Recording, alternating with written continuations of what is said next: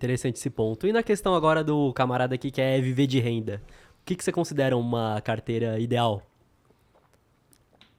É uma boa pergunta sua, porque é muito importante que a pessoa concilie ativos e passivos. O que eu quero dizer com isso? Tem muita gente que tem sonho, por exemplo, de já se aposentar fora, né? De morar em Portugal, de se aposentar na Flórida, etc. E daí seus gastos vão ser em outra moeda.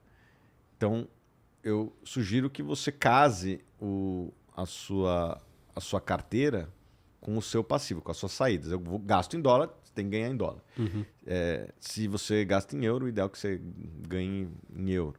E se você quer em reais, então bote uma parte em reais e uma parte em dólar também, ou em outras moedas, para compensar as crises que volta e meia surgem no Brasil. Então, começa por aí. Dito isso, eu acho que o investidor médio do Brasil que busca renda tem que ter ali uma combinação de ações, fundos imobiliários, ações de fora que pagam uma combinação de crescimento e dividendo. Né? Lá fora é difícil encontrar ativos que paguem somente dividendo. Geralmente é uma combinação de growth mais dividendo.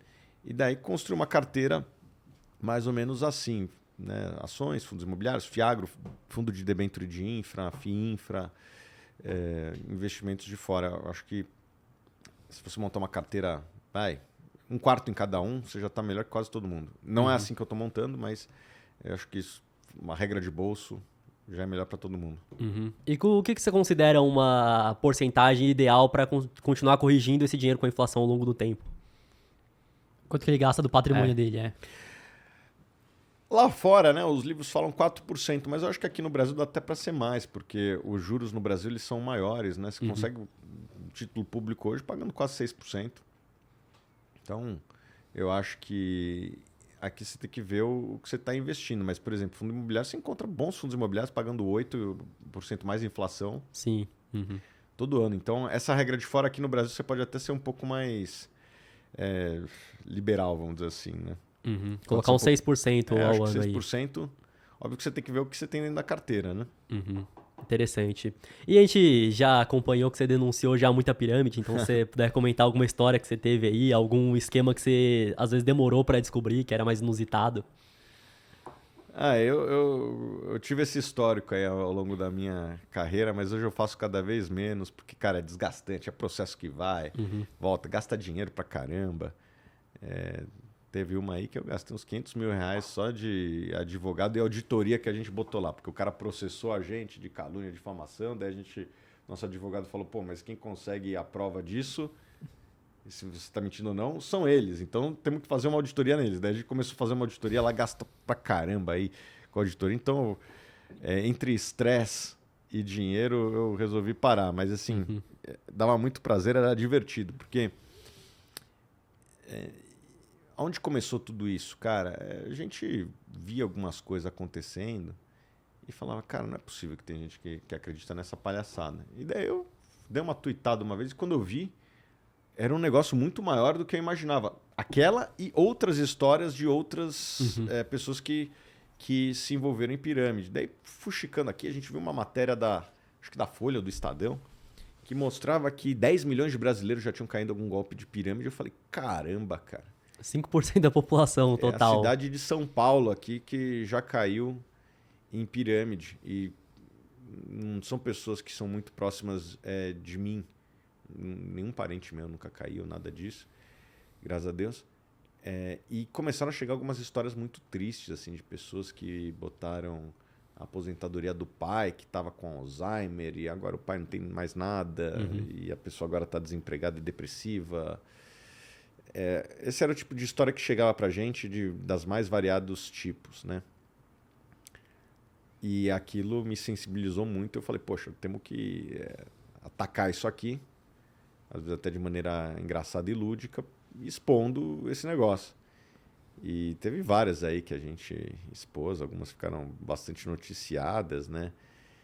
Uma que eu lembro era a Bryce Company. Hoje o camarada ali tá até, acho que foragido, sei lá onde que ele tá. E foi um negócio que teve um impacto real na economia da cidade, lá na Paraíba, Campina Grande. E as notícias que a gente teve é que teve tanta gente envolvida na cidade que teve impacto na economia da cidade, entendeu? Não foi só as pessoas que perderam dinheiro. Mas a minha leitura é que você mata uma e nasce outra. Acho que pega muito na ganância do ser humano, né? Junta a desinformação do brasileiro já por ter um nível de escolaridade baixo, de educação baixo, junto com a ganância de querer pra ontem rentabilidade e acaba sempre surgindo uma nova, né? Então, isso é uma coisa interessante, porque a gente tende a associar pirâmides com nível de escolaridade. Talvez tenha, nunca vi um estudo. Mas, cara, acontece nos Estados Unidos com investidor sofisticado. Madoff foi isso. Né? Então, a ganância ela é distribuída igualmente perante a sociedade, cara. Muita gente cai.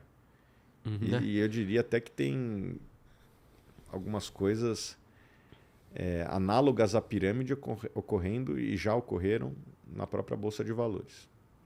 Você nunca se interessou em procurar fraudes dentro da Bolsa de Valores? Porque é aquilo, né? Se você descobre Eu tenho um prazer enorme nisso. Pouca gente sabe, mas essa é uma das minhas especialidades, é um dos meus hobbies paralelos. Mas é mais um hobby do que algo que ganha dinheiro, porque tem caras que fazem isso profissionalmente lá fora, mas é um desgaste tão grande para ganhar tão pouco que não vale a pena. Uma empresa listada, ela tem um batalhão de advogados, ela tem muito dinheiro para acabar com a vida de uma pessoa, entendeu? Então, é mais um prazer meu.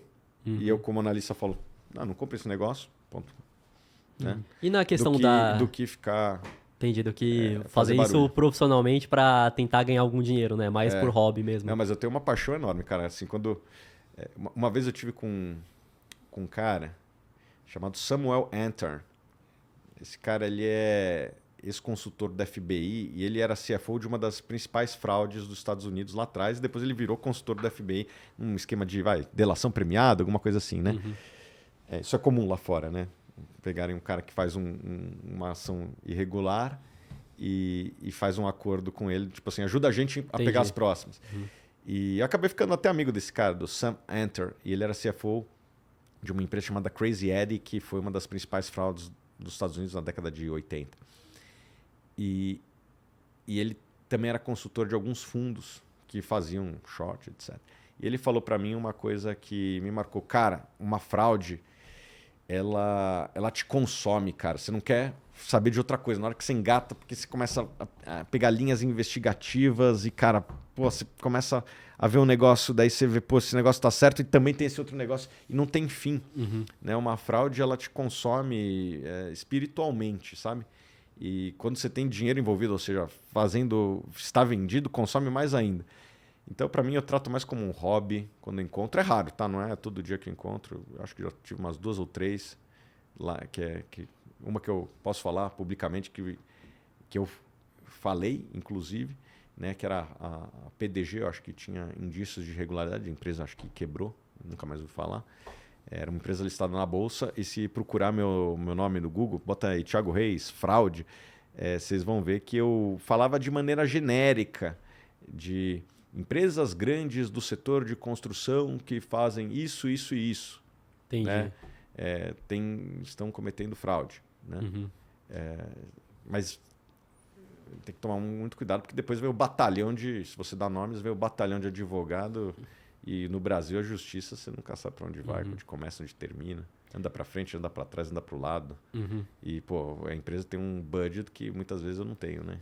Entendi. E na questão da Americanas, que foi um grande escândalo esse ano, o que você vê disso? Cara, se procurar meu nome no Google aí, Americanas, tem um vídeo meu que eu já falava algumas coisas que não entravam na minha cabeça lá atrás. Era uma empresa que não gerava caixa, mas sempre cresceu o EBIT e tal. Tinha um descasamento muito grande entre EBIT de geração de caixa, os ativos crescendo muito mais rápido que a receita, me fazia crer que eles estavam botando no ativo algumas coisas que deveriam ser despesa da empresa. Né? E por isso o EBIT era positivo e a geração de caixa não permitia mentir. E fazendo um monte de emissão, deve ter feito umas 8 emissões de ações num período grande. Eu imaginava que poderia ter fraude. Tá? E se depois a gente pega meu celular ali, você vai ver algumas conversas que eu já falava em 2016, com alguns amigos meus. Falei, cara, tem disso aqui. Mas eu nunca fiquei vendido e eu não gosto muito disso, entendeu? Tipo, eu acho que o desgaste e o risco é muito grande perante o que tinha. Mas eu não fui pego de surpresa quando aconteceu, porque por conta de todos esses números, entendeu? Sim. É algo que, olhando assim, um pouco mais a fundo, já não faz sentido mesmo, né? Igual você comentou agora. E tá vendido, o problema é que pode demorar até o mercado enxergar essa fraude. Né? É verdade. Se você pegar ali, tem conversa média de 2016. A ação multiplicou por 5 vezes antes de quebrar, entendeu? E nessa daí eu teria me dado mal. Exato, porque em 2016 você vai lá e já começa a ficar vendido na Americanas. E até quando vai estourar essa polêmica toda, né? Essa que é a grande questão. Tem um risco de market timing que é complicado de ser precificado, entendeu? Quando você faz o short selling. Eu admiro quem faz, uma parte de mim até gostaria, mas, cara, eu prefiro ficar no long only, assim, só comprar ativos bons. Né? Quando você vê uma coisa ruim, você pode tentar expor ou você pode falar, puta, cara, deixa esse negócio, vamos focar nas boas, entendeu? Eu acho que esse caminho, que foi o caminho seguido pelo Warren Buffett, é um caminho menos estressante ao longo do tempo. Acho que isso que eu ia comentar, porque você acaba tendo um estresse muito grande, né? Tô procurando isso aqui e ao mesmo tempo eu tô vendido. Então, isso aqui tem que acontecer, tem que sair esse escândalo, porque senão eu tô aqui, né, com meu dinheiro, né? Enfim. E assim, tem 2 livros para quem quer se interessar mais por essa história de short selling, que são 2 caras que shortearam 2 fraudes nos Estados Unidos. Um livro chama Confidence Game e outro chama Fooling Some People All of the Time. Para mim, um dos melhores livros para quem já é um investidor avançado de investimento. Porque ali, cara, é uma pesquisa que o cara vai até o interior do Alabama ver se o posto de gasolina tá vendendo mesmo. Entendi. Né? Tipo, e o cara de Nova York. Então, ali mostra a busca da verdade, sabe? Que eu acho que é o que o investidor tem que fazer. Né? E nesses livros, cara, assim, mesmo esses caras estando certos, a fraude começa a fazer todo tipo de truque sujo. Começa a investigar a vida do cara, pega dado telefônico do cara, denuncia o cara para as autoridades e tal. É uma canseira e o cara ganha pouco no final. Ele ganha, mas deve ter deixado tudo de advogado, entendeu? Então, Entendi. É que você tá mexendo com uma empresa gigantesca que tem muito mais dinheiro, né? Então esse que é o grande problema. Você tá lutando contra o Império Romano, entendeu? Sim. Isso é só um, cara. É difícil você sozinho contra uma instituição que pode gastar dezenas de milhões de dólares com um advogado, com empresa de espionagem. Daí começa um jogo que não é um jogo fácil de ser jogado.